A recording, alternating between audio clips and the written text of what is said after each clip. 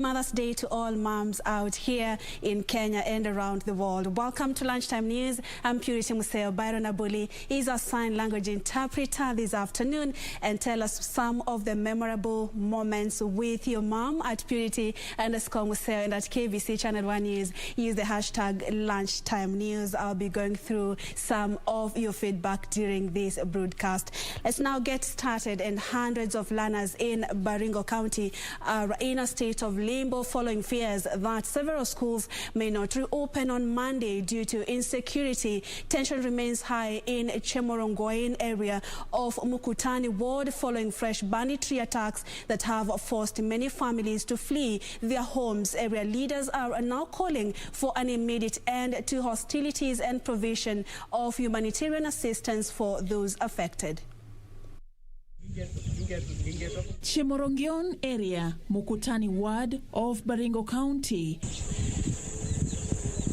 Houses are deserted as tension remains high following fresh banditry attacks which have forced many families to flee. Tunaona hii maneno imekuwa mbaya. Jana wakora walikuja mpaka hapa wakavamia mpaka masenta mpaka kwa nyumba ya watu alafu wakaenda na ng'ombe. Hiyo ng'ombe ilikuwa kama 70 hivi, ilikuwa ya watu watatu. Na saa hizi tumeona kabla ya hii jioni tumesikia wamekuja wengine, sasa afadhali tuende watukute huko mbele ama tupatike tutoke. Wakati mvua zinaanza hivi mara mingi ndo uvamizi unafanyika sana, sababu wanajua toa upande ule atiati na mvua imeanza kunyesha, ndo wakati sasa wa kuvuna upande huu. Sio haki wa Kenya wengine wanapouawa na wengine wanakaa kwa amani na sisi wote ni wa Kenya. The insecurity is now posing another challenge for hundreds of learners who are expected to resume learning on Monday. Watoto hawezi kufungua shule kwa sababu hapa ni riski. Tunawacha nani wao watoto? Kwa sababu hakuna mtu kama tutawacha watoto hapa twende huko tufike huko pengine watoto iwao hapa. Na walimwengu najua wanatoka nje. Sasa na hii mambo akisikia kuna mambo insecurity mara mingi wazazi walimu ambao wanatoka mbali kurudi hata ni ngumu. Tunaenda fungua shule wiki ujao. Na watoto hawa wanatarajiwa tufungue shule ya Chemorongion, shule ya Kapendasum, shule ya Embasos, shule ya upili, shule ya primary ya Arabal, Kashela primary, Sosionde na Chevinyinyi. Hiyo mashule zote haitaweza kufunguliwa wakati mashule itafunguliwa kwa sababu ya hii ukora hii. Wakora ambao wanayepunduki na wamekuja kusungusha watu. Saa hii watu wanaama. The bandits surrounded security camps in Kapindasum before making away with over 70 herds of cattle. Area leaders are calling for speedy efforts to return the region to normalcy. Nataka niombe kwamba serikali wachukue ushukani, wafanye kazi yao na wahakikishe kwamba Jumatatu ambayo tunaenda watoto wa Chemorongion, Kashela, Kapindasum, Embosos na sehemu ya Sosionde, Chevinyinyi wao wote warudi shule na amani ipatikane. Reporting for Channel 1 News, I'm Safin Aching Oma. Kirinyaga County Governor Anne Waiguru has called on elders to address rising cases of domestic violence in the region. The county boss says the elders play a vital role in civic education and their wise counsel can go a long way in eradicating moral decadence in the society. Governor Waiguru has further called for an end to retrogressive cultural practices such as female genital mutilation, saying the vice has been on the rise in the region. Governor Anne Waiguru wants elders to address the root cause of the recent spike in domestic violence in Kirinyaga County. But we know that the Council of Elders, they play a very big role in the communities to show people how is it that you're supposed to live together if you're man and wife. How do you resolve your disputes? Where do you go if you have a situation that is very pressing? Cases of couples turning against one another in the county appear to be spiraling out of control. Ni pombe imekuwa imezidi sana ama ni nini? Sababu kiini cha maneno hayo ila kuna bangi, kuna pombe. Also of great concern is the recent spike in female genital mutilation. Kwa maana tunaona kama inarudi, mizizi imeanza kurudi. Hiyo ni mambo imepita na wakati na tunataka kuungana kama jamii ya Mount Kenya East tupigane na hiyo janga. Elders are being challenged to impact values in the society and work with local authorities to highlight and stem retrogressive cultural practices. Yusuf Farr, Channel 1 News. In other news, ahead of Eid al-Fitr celebrations to be observed next week, the less privileged families are already benefiting from the spirit of sharing associated with Eid. In Mandera County, more than 30 vulnerable households have received food donations in the form of rice, flour, cooking oil, among other food items.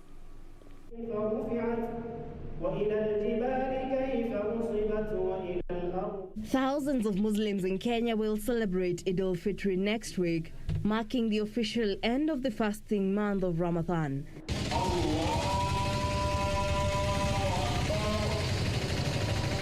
According to Muslim doctrines, the faithful are encouraged to use the Ramadan period for religious introspection and extend a helping hand to others with donations to charity during Eid. And in the spirit of the holy month, a donation exercise has been launched. The exercise aims at ensuring the less privileged in society participate in celebrations come next week. Spearheaded by the Institute of Certified Public Accountants of Kenya, the exercise saw over 30 families receive 25 kilograms of rice, a bale of white flour, 3 liters of cooking oil and detergent. Distributed food items including rice, cooking oil, wheat flour and some detergents for 30 household members of this society. If you see these people here, some of them, they cannot afford even 3 meals in a day. That is the create a simple community-based approach. The organization called on well-wishers to come to the rescue of the vulnerable in society so as to cushion them during these difficult times occasioned by the COVID-19 pandemic. Appeal to all other donors or other well-wishers to come and assist this community because they were in problem at this time of the COVID-19. Kuna shida wale watu walikuwa wanafanya kazi zamani, saa hizi kazi imeanza kupungua, hawafanye kazi. They are in really need of the so we... Reporting for Channel 1 News, I'm Jackie Wambiru. To politics, proponents of the Building Bridges initiative are still lauding the National Assembly for passing the Constitution of Kenya Amendment Bill 2020. Acting Nairobi County Governor Anne Kananu and Kilifi Governor Amason Kingi have separately commended members of Parliament for standing with 43 county assemblies that passed the document. Acting Nairobi County Governor Anne Kananu says the BBI bill will improve the current constitution to fulfill the socio-economic and political needs of Kenyans. Kananu described the National Assembly's endorsement as a crucial direction for citizens. Ndio inasimama na haki. The 30% of women leadership in this country, we shall get it through BBI. Pia vile tumeongezewa constituency. That means that even as women, we have the chance of getting more MP women in this country through the BBI. So let's support the BBI na tusitishiwe na mtu. Kilifi Governor Amason Kingi has also lauded the lawmakers for passing the bill for it awards Kilifi County for new constituencies. Na mimi nataka niwashukuru wale wabunge kutoka hapa nyumbani Kilifi kwa kupigia kura BBI, kura ya ndio. Baada nilipofika, wazee wangu, kina mama zangu, sasa mpira waja nyumbani. Tutakaa, tutazungumza ili tuone ni vipi ambao kura ya maoni ikija sote tuwe katika mstari wa mbele kuona kwamba tumepigia BBI ndio. Meanwhile, Busia County Governor's Hospital Jamong has endorsed his deputy Moses Mulomi for the county's leadership come 2022. Speaking during the burial of his reinforcement officer, Subasia Adungo, in Teso South constituency, Ojamong said his deputy is the most suitable leader in the county to take over Busia County leadership. Mimi nasemanga nikitembea na deputy yangu nikasema sisi tumezoeana. Tumezoeana, we ongea na hii watu mahali tunaingia, ongea na hii watu polepole, watakusikiza tu. Halafu akiamua mimi pia itakuwa furaha yangu sababu nitakuwa nimewapatia muda ambaye naelewa, sivyo? The move by Ojamong is seen as a political statement against his long-term nemesis Paul Otuoma, who is also eyeing the county's top job. Kevin Washira, Channel 1 News. In Nyandarua County, embattled Nyandarua County Speaker Ndegwa Wahome has yet again been impeached by the County Assembly. 31 MCAs voted to impeach Ndegwa Wahome for the third time. They are accusing him of abuse of office, militarizing the Assembly, disregard to the law and unlawful recruitment of staff. Reinstated Nyandarua County Assembly Speaker has yet again been impeached in a session that was characterized with drama. I wish to declare that Honorable James Wahome Ndegwa is duly removed as the Speaker of Nyandarua County Assembly. In the latest impeachment, 31 members of the County Assembly supported the motion, while 6 of them opposed the motion, seeking to send the Speaker home. The MCAs accused the Speaker of abuse of office, militarizing the Assembly, disregard of the rule of law, victimizing the Assembly members, corruption, and undermining the leadership of Governor Francis Kimemia. Kwa jumla, ile ambayo koti ilikuwa imesema ya kwamba hatukuwa meet the threshold, tayari tumeipitisha na sisi hatuna shida, hata kama ataenda kotini na aende atafute haki yake huko. Akirudishwa hapa tena, sisi kama bunge la Nyandarua tumeamua kwamba tutamtoa tena. Aliyokuwa amerudishwa na koti, sasa tunasema aende nyumbani kabisa. Wazazi wetu walio nyumbani tunataka kuhakikishia ya kwamba Ndegwa Wahome ameenda, na msikuwe na hofu juu kila mtu mzazi alikuwa anaona radio anatuambia kwani huyu mtu amerudi kufanya nini. Sasa tumemfukuza na kura 31. Previous attempts by the dethroned speaker to chair the business of the assembly have been halted after the mess disappeared from the assembly, frustrating him from convening the sitting 4 members. Painfully is that 10 members of the assembly, including the 4 I am with here, because they are thought to be aligned to me, were blocked from accessing the assembly. On 29th of April this year, High Court in Nakuru County reinstated Wahome, who had been impeached early in January this year, until a case he had filed against his removal was heard and determined. Throughout his impeachment, Wahome blamed Governor Francis Kimemia for pushing members of the County Assembly to remove him from office, owing to his stand on matters corruption and criticism of Governor Kimemia's style of leadership. For Channel 1 News, I'm Gladys Mongai. It's time for us now to take our first commercial break. Remember, it's Mother's Day, and I'll be going through your Mother's Day wishes to your dear moms before the till end of this broadcast. So keep them coming at Purity_Museo and at KBC Channel 1 News. Let's interact on Twitter. We are also live on Facebook. Let's take a break. We are back shortly. Stay with us.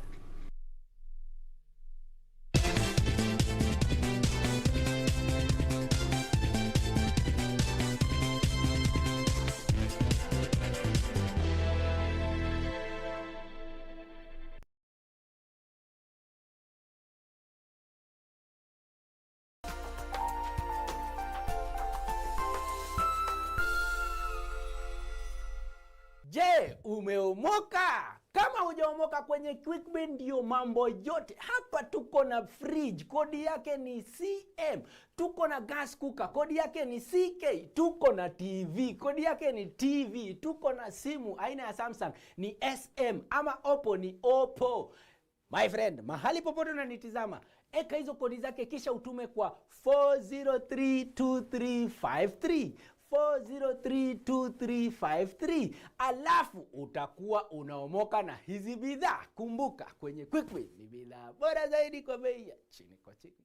Siku moja mosquito ilipata ujauzito, ikazaa mtoto. Sasa hiyo mama ya mosquito ikatuma mtoto mosquito iende ikapige doria, iwaje kukaa kwa nyumba. Sasa hii mtoto mosquito ikaenda ikarudi. Hii mtoto mosquito ikaambia mama yake, mama, mimi nimeenda kila mahali watu wanapigia mimi makofi, watu wamefurahiana na mimi sana. Mama, hii mosquito ikaambia mtoto yake, hao wapigi wewe makofi eti wanafurahia wewe, hiyo walikuwa wanataka kuua wewe. Ili kupata skiza tune hiyo ya mosquito, bonyeza *811 *967 hash. Bonyeza *811 *967 hash. On the next episode of Ashoka, my mother, Minister Kallata, grandmother Helena, and Siamak were also part of my family. Remember your promise. Because if you make the mistake of returning to Patliputra, then... Has the Emperor stooped so low that even with you? No, it was my decision to come here leaving him. But the stain on your clothes suggests something else, Mother. Ashok cannot die as long as this lamp burns. Until then, I will wait for his return. My love will keep him alive.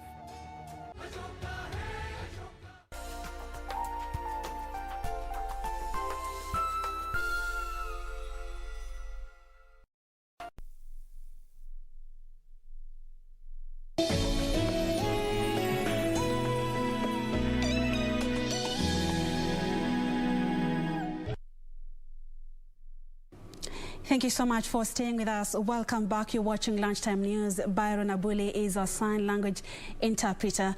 Blasts close to the secondary school in the Afghan capital, Kabul, have left at least 50 people dead and more than 100 injured. The explosions took place as students were leaving the building on Saturday, with pictures on social media showing abandoned school bags in the streets. Most of the victims were girls, according to Afghan government communication. No one has claimed responsibility for the blast in Dasht el-Barshi, an area often hit by Sunni Islamist militants. Afghan government officials blamed Taliban militants for the attack, but the group denied any involvement. The explosions are believed to have been caused by a car bomb and 2 improvised explosive devices planted in the area. The exact target for Saturday's bloodshed is unclear. The blasts come against a backdrop of rising violence as the US looks to withdraw all its troops from Afghanistan by 11 September. Also, debris from a Chinese rocket that had been falling back towards Earth has distinguished over the Indian Ocean, China says. The bulk of the rocket was destroyed during the re-entry, but parts landed at a location 72.47 east and 2.65 north, Chinese state-run media reported. The point lies west of the Maldives. US Space Command said in a statement that it could confirm the Chinese Long March 5B re-entered over the Arabian Peninsula. It was unknown if the debris impacted land or water, the agency said.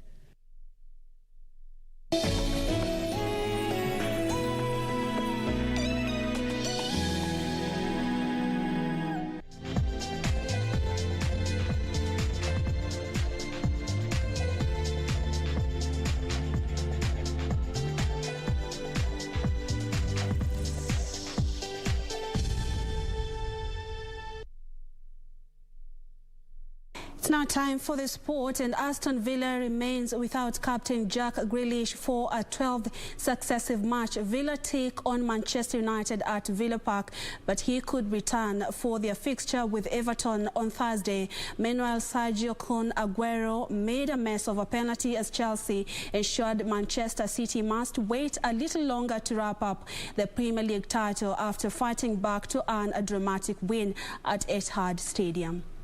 The second for the Blues in the last minute of the game. This was Chelsea's second win over City in a special. And Chelsea are level. They were just starting to crank up the...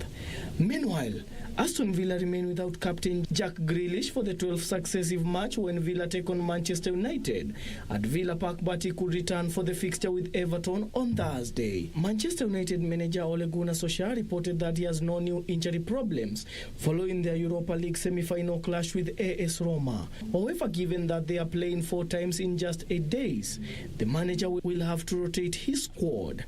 In other matches set for today, Wolves will play Brighton, West Ham takes on Everton, while Arsenal will host West Brom.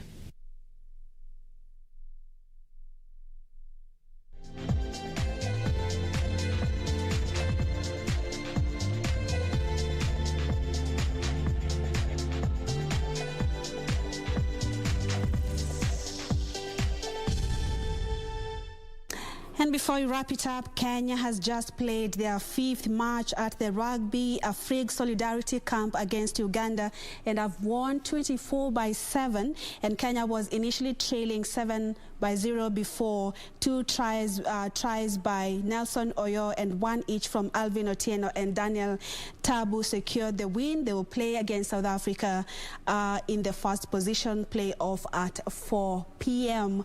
Thank you so much. That brings us to the end of Lunchtime News this Mother's Day. And like I promised, let me have a look at what you're saying about your moms.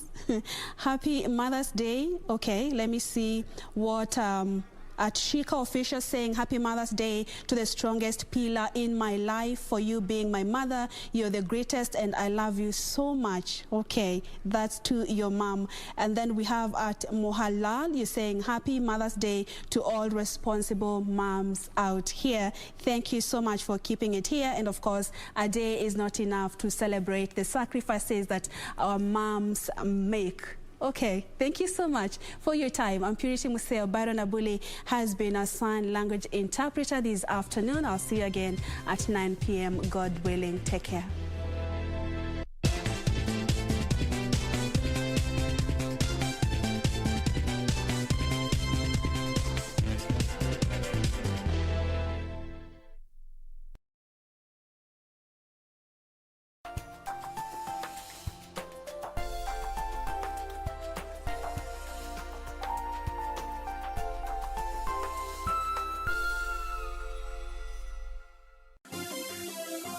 Vera Beauty College.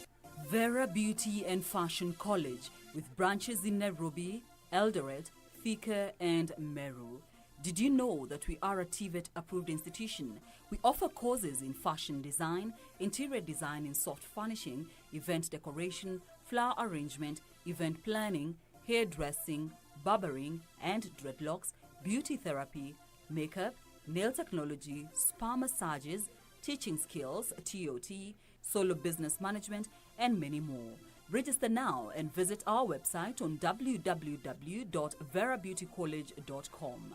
You can also call on 0725 923 550 Nairobi branch, 0728 087 689 Eldoret branch, 0722 22 7428 Thika branch, 0725 000-706 Meru branch. Vera Beauty and Fashion College, a TVET approved institution.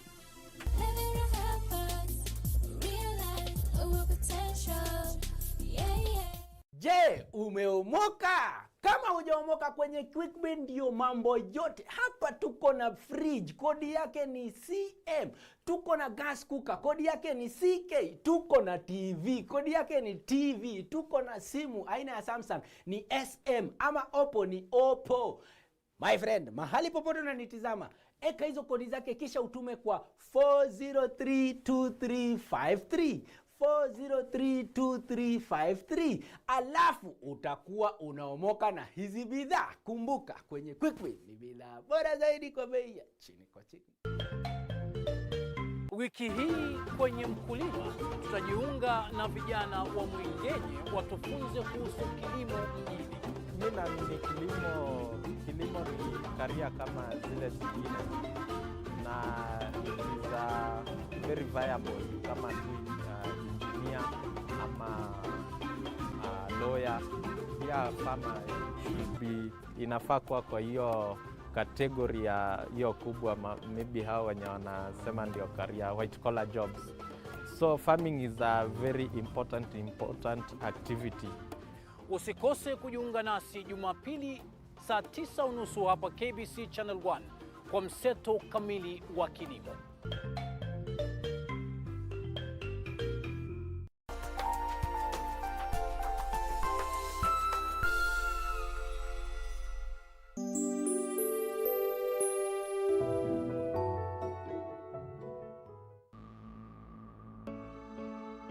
We are here and we are strong. Let's be counted as we move on.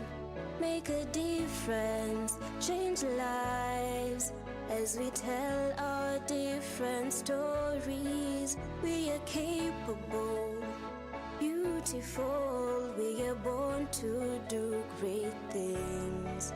We're unstoppable, incredible, 'cause we're differently abled, differently. It's that time of the day where we interact with you on Able Differently. My name is Jane Theory. Karibuni.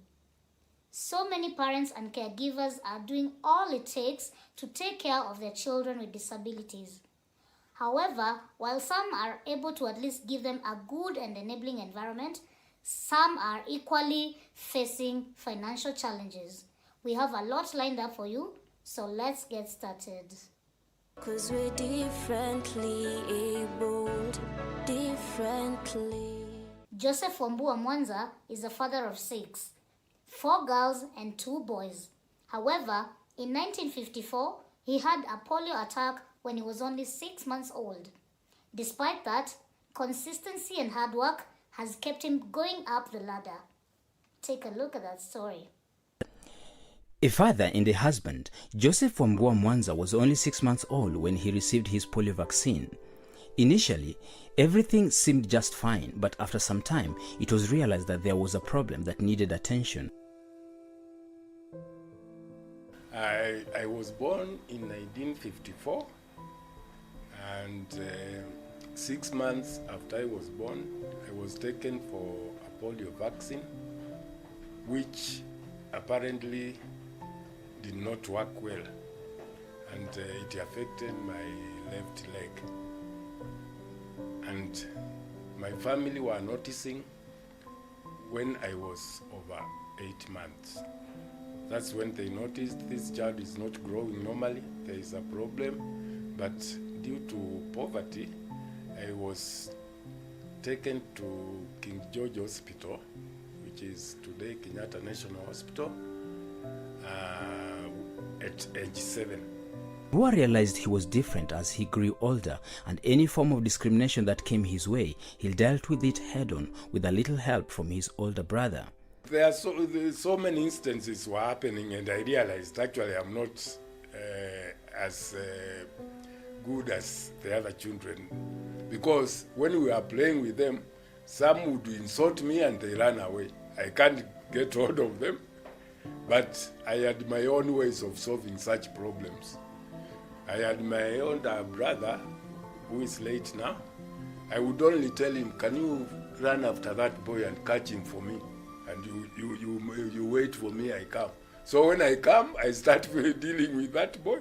And I tell him, you know, if you beat him, his mother would say you are the one who beat him. But if I beat him, he would be scorned, telling, how can a person with a disability beat you? So I was, you know, I knew how to handle my disability. After a successful operation at the hospital, Wambua could now walk straight with a bit of aid. This life-changing transition was not only a shock to the community, but also his ticket to start school. I was admitted for 2 months. Now, after 2 months, the hospital provided me with crutches, which I was using.